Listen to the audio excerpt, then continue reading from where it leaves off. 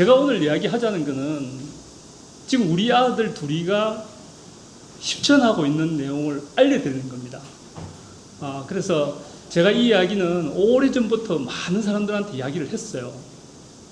했는데 이제 우리 김현 박사가 우리 청년들이 모이는 자리에서 한번 강연식으로 한번 해주면 좋겠다 이래서 준비를 했는데 처음이에요. 저는 지능민자동차부품진흥원의 이제 이후로 사실은 자율주행 그 기술 전문가예요. 그런데 자율주행 기술로서는 강연을 많이 했어요. 아주 많이 했어요. 그런데 이 강연으로는 오늘 처음입니다. 그래서 제가 이걸 준비를 하면서 너무 흥분이 되더라고요. 우리 이 좋은 이 사례를 알려서 여러분도 다 부자가 될 수 있게끔 그렇게 이렇게 조언을 해드리고 싶어서 어쨌든 이걸 이제 나중에 강의가 끝날 때쯤 되면 여러분도 아마 인식을 하게 될 겁니다. 근데 이제 실천은 어떻게 될지는 잘 모르겠지만 지나고 보면 인생이라는 게 저도 이제 작년에 은퇴를 했습니다만 자기 원하는 대로 절대 안 흘러갑니다. 보니까 기본적으로 이제 이 인생이라는 게 계속 선택의 연속이에요. 선택을 하고 선택을 하고 그 선택이 잘 됐든 못 됐든 계속 선택을 하고 이제 넘어가게 됩니다. 제가 나름대로 좋은 선택을 계속 하면서 제가 지금 원하던 삶에 지금 들어와 있습니다. 자본주의 체제는 자본을 굴릴 수 있는 사람이 부자가 되는 겁니다. 이 산이죠. 산 정상에서 조그만 눈덩이를 던지면 대굴대굴 굴려서 아주 큰 눈덩이가 이제 됩니다.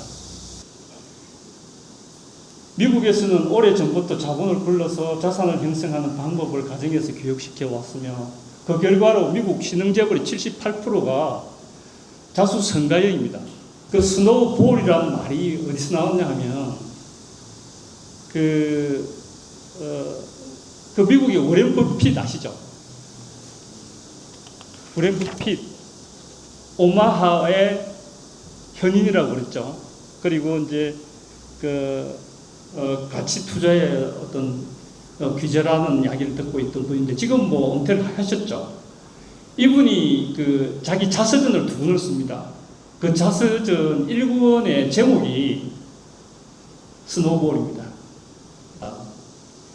매월 50만 원씩 연 10% 수익률로 30년간 꾸준히 투자하면 11억 3천만 원의 목돈을 만들 수 있는데 원금으로 납입한 총액은 1억 8천만이다. 그 금액의 6배가 넘는 금액이 되는 겁니다. 이 놀랍지 않습니까? 자, 그러면 이제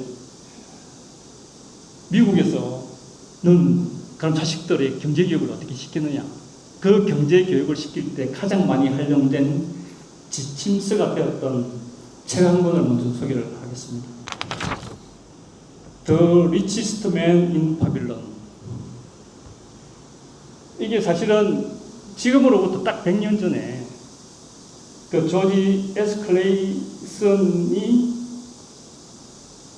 사실은 그 시리아 지역에서 출토된 적도판에 새겨진 글을 보고 그거를 참고로 해서 이 지침서를 작성합니다. 이 좋은 대로 실천에 성공을 거둔 아카드는 수입의 10분의 9만 쓰고 10분의 1을 저축하는 데에도 생활이 전혀 달라지지 않다. 자기가 한 달에 100만 원 쓰는 거와 90만 원 쓰는 거하고 자기 생활에 전혀 차이를 못 느낍니다. 일반적으로. 그래서 수입이 딱 생기는 순간에 10%는 무조건 떼서 투자, 그게 자기 계좌에 집어넣는 거죠. 현대인들은 일반적으로 소득 가운데 남을 위해 지출하고 남는 것을 저축한다는 생각을 하는데 소득에서 우선 나를 위해 저축을 하고 남는 돈을 지출을 해야 한다는 것이 바빌론의 방식이다.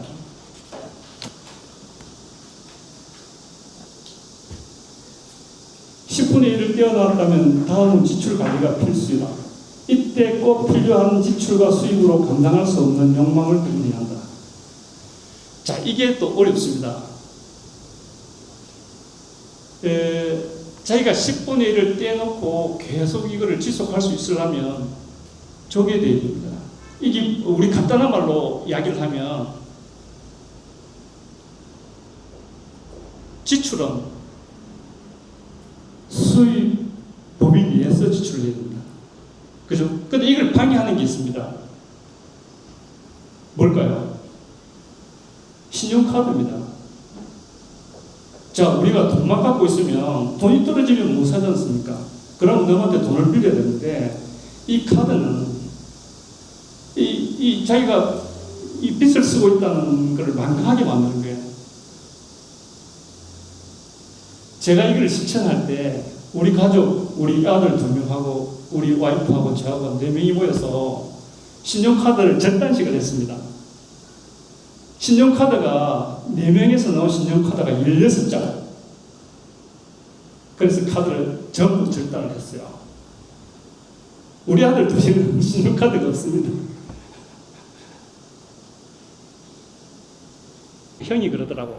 야, 너 그 막말로 너가 조그만 아르바이트를 평생을 한다 해도 너가 나중에 60년 후에 이 구조로 들어가 있던 사람들은 다 돈을 많이 벌 거다.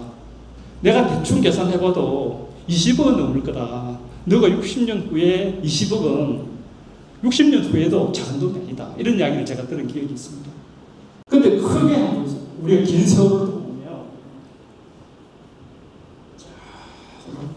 여기 평균 상승률이 연평균 13%가 넘습니다. 대단한 거죠, 이게. 아까 10% 했을 때 6.6배라고 그랬습니까? 그것보다 훨씬 더 높습니다.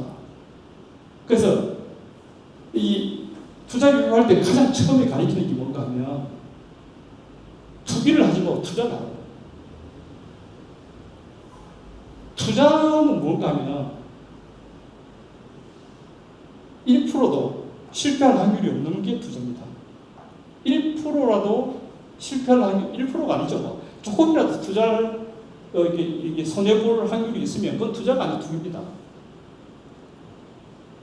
이거는 역사가 이제 증명이 돼. 물론 세월이 필요하죠. 시간에 묻어둘 수만 있으면 가장 좋은 방법은 미국에 상장된 모든 주식을 다 사면 됩니다.